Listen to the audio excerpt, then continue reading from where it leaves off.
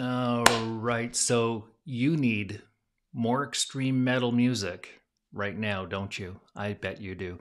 All right, so if you got a few minutes, I will hook you up with some brand new tunes today. Guys, happy Friday night. It is January 12th, 2024. Terry here again with episode 10 of Cast Metal with another full metal review. And this is again where I connect bands with fans. So, every day from my Apple Music app, I dig through the metal selection to review all of the newest releases for stuff I can add to my own library, and then I make a video and share it with you guys because I know that the number one question out there is where can I get more metal music? So, all right, so whether it's death metal, black metal, metalcore, uh, groove metal, new metal, symphonic death metal. It doesn't really matter what it is. I'm very diverse that way. Every type of metal music, whether it's extreme or it's even on the mellower side, I love it all. And so let's start off with a recommendation from my library that I've been sweet on for the last couple of weeks, actually, since through the holidays. So, all right, Ashen, a band from Sweden, Humanity's Last Breath. It's got this huge sound that comes from the skies, and it's somewhere in the deathcore black metal range, and it just gets me in a great mood. It's big and it's blasting, and I think that you guys will like Ashen. And the album, once again, is Humanity's Last Breath. So, all right, sounds good. Let's start with the show with a recap. Yesterday, during episode 9, I reviewed Osia's new album, Kairos, and added it to my library actually quite easily. And I actually have to do a bit of an apology to Osia because I didn't show their album cover yesterday. So here I'll show it for a minute or so. Look at this absolutely stunning artwork. This is Osia's Kairos, and it is a beautiful artwork with a moon and a very mechanical type warrior on here. So, yeah, absolutely lovely, lovely artwork. Whoever does the artwork for most of these bands, kudos to you, okay? Not just the bands, but the artwork is the thumbnail that really sells a lot of this stuff. And the artwork here for Osia on this particular album, Kairos, is absolutely phenomenal. So, all right, so let's move right through. Kairos, again, it went easily into my library, and it was what you call tech death metal or technical deathcore. It is just absolutely brutal stuff. I think you guys will like it.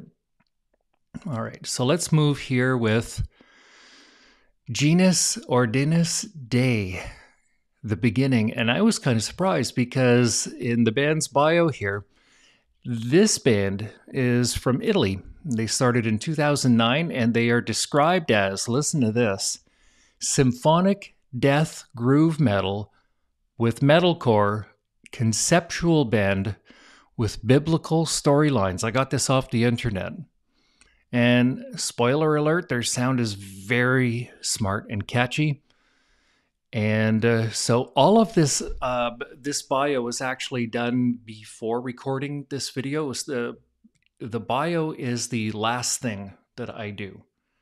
Okay, after I've done the song reviews and so on and so forth. So, all right, let's move forward. How it works every Sunday from the metal category in Apple Music. I catalog all of the newest albums and I post that list onto my Metal Magazine Facebook page.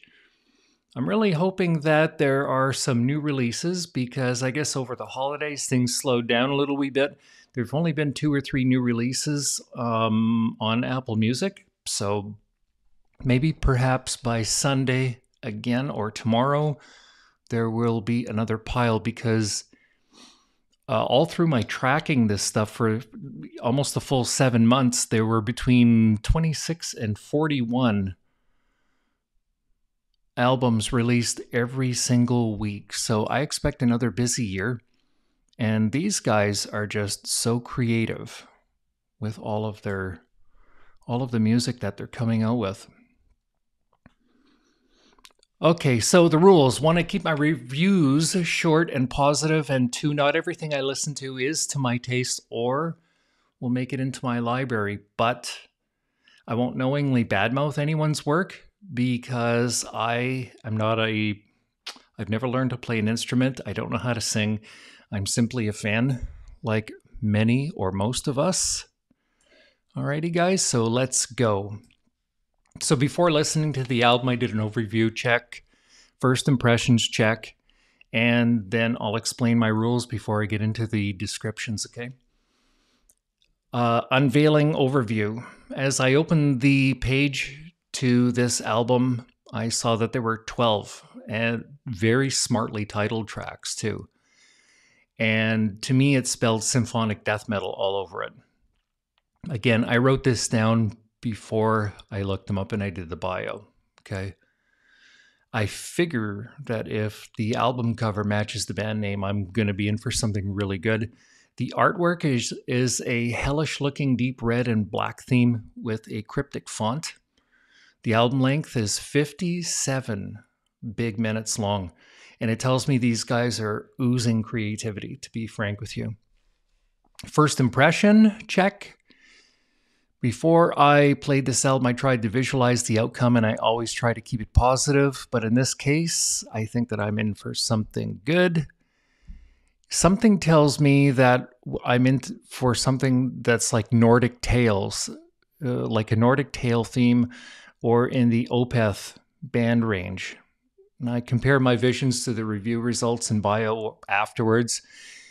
And so moving right along, the rules, I use 9 different categories or rules to describe what each album sounds like, and I keep it very simple, okay? I just word everything in 3 words at a time. And then I review each song, and I use 3 or 4 words to describe each song just to keep it short. The track listings itself, I just use numbers. Okay, we'll get into that more a little wee bit later. So the recording quality is very important to me, and the recording quality of this album is good, and it's balanced, and it's very befitting of what the band did. The mix is very good. The recording is crisp and clean. The production and musicality is exquisite. Okay, the energy and intensity in this album is passionate. The rhythm and tempo in this album is varying and hypnotic and very deep in rhythmic sounds. The lyrical theme, not overly done growling with great singing injected where needed. Okay, so it's a mixture of both with a little wee bit of singing. But this guy here, he uses like a Fry sounding voice. It's not like a deep death growl type. And it's very fitting once again. Genre critique, Apple categorizes this as death metal or black metal. And I think sure, because the description for this band could go all day. I'll just call it mesmerizing metal. How's that sound? But it's really good and it's very powerful stuff. Could they go mainstream? Sure, but do they want to? I don't know. And the range and the flow and the layout of the album from beginning to end it's an absolute story. I would say it's almost biblical in proportions. Okay, it is just such a beautiful from beginning to end. So who are they similar to? Really, they are on their own. Okay. But if I had to put them in a range again, it would be somewhere in that range with Opeth, with a lot of, symphonic and musicality and so on and so forth. So to break down each track, I just pronounce everything by numbers and just maybe 3 or 4 simple words to describe. So here are the track descriptions. Track number 1 is enchanting, worldly, and rhythmic. Track number 2, like a dark choir, and beautiful and thick. Track number 3 is symphonic to big and deadly, about halfway through. Surprised me. Track number 4 is pretty, but it's an entry point to the next track. I think it's only 34 seconds long or 37 seconds long, something like that. The track that it leads into, number 5, is very trippy and very crunchy and very powerful. Track number 6 is rangy with an excellent tempo. Track number 7 has got a Celtic feel, climactic, and it's very bursting and very enchanting. Track number 8 is very deep and thunderous, and there's a lot of chanting in it.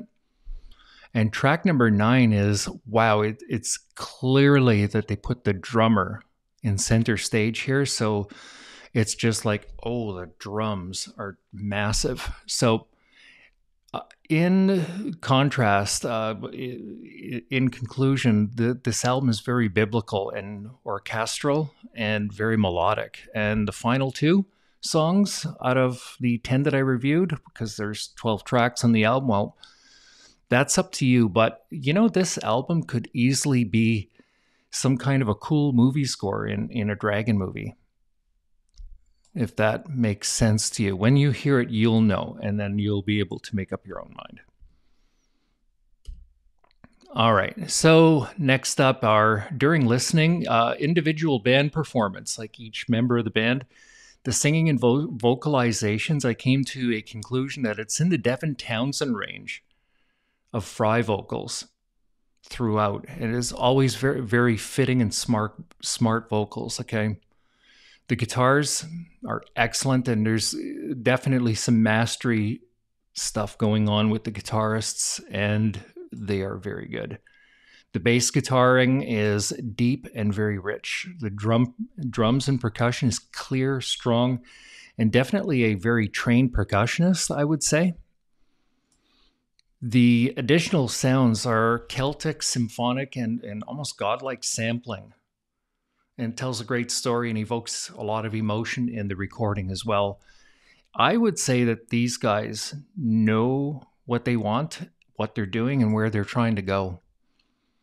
So in summary, from the first impression, I was actually, you don't hear this level of creativity and emotional content every day in music.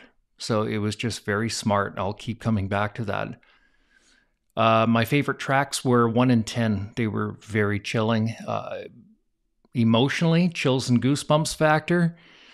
Definitely that electric chill in waves throughout the whole album. So flavors, if I had to compare it to a favorite food, I would say it was an all-you-can-eat buffet of absolute metal.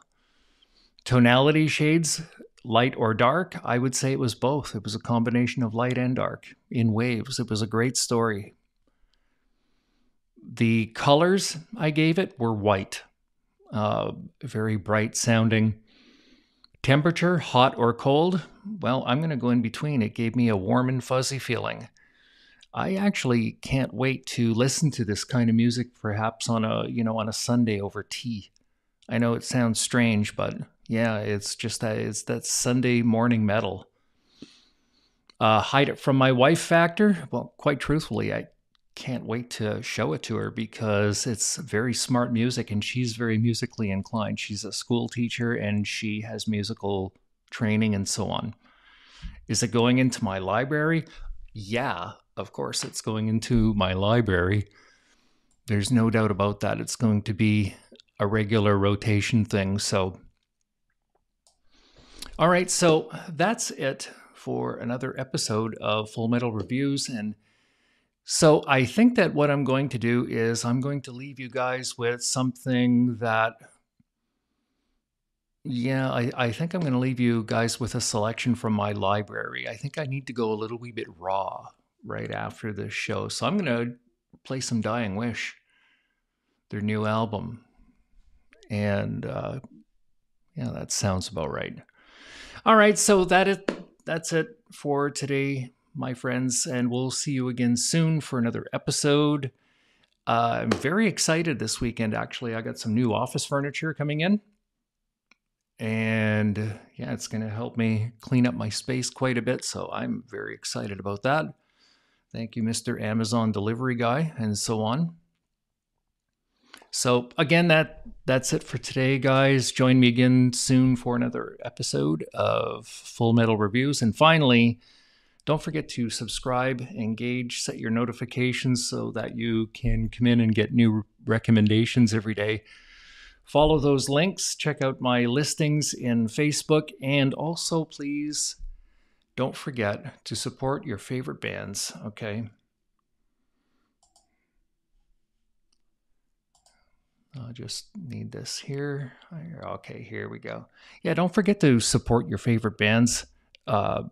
Engage them on social media, stream them often, get the merch, go see them live, and we will see you tomorrow on Saturday for another Full Metal Review. Cheers and take care.